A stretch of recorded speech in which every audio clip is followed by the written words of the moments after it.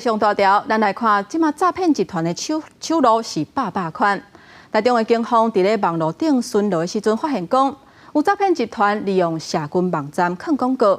讲只要看影片就会当赚大钱，有的人哄骗加入投资的群组，因先互受害者食一点仔甜，因在自备了后，佫继续讲大条的入去，将基本的规碗是拢去互诈骗集团捧去。 警方调查发现，讲目前已经有200多人受害啊。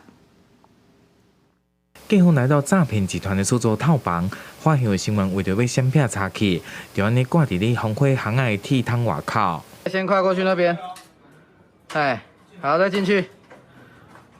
哎。警方拢总抓到6个人，另外嘛伫相关的诈骗机房起出大批的电脑主机、笔电等证物。 相关利用社群平台来投放广告，打到一面看片，还佫会使一面趁钱，甚至一天会使入销5400外块的口号来吸引被害人。使用赖假冒投资公司之客服人员，以诈骗的话术诱使被害人加入投资群组。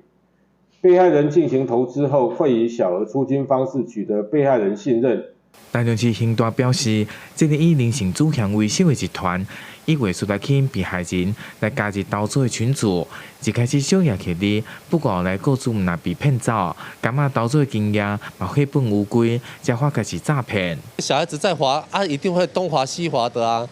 啊，东滑西滑的，不小心有趣的好玩的，或者是有一点陷阱的议题的话，他们就会掉进去，就会看一下。网络影音太发达吧，所以他们有可能就容易会去信这个，而且现在比较多是有点像冒用网红或者是 YouTuber 的身份去做剪辑产出的影片。那相关必须要面临到2到3年的刑期，而且要返还被害人的损失。警方提醒，民众伫网络接触到保证盈利的广告时阵，或者是以各种的投资的方式，拢要保持警觉，避免成为诈骗的受害者。记者台中综合报道。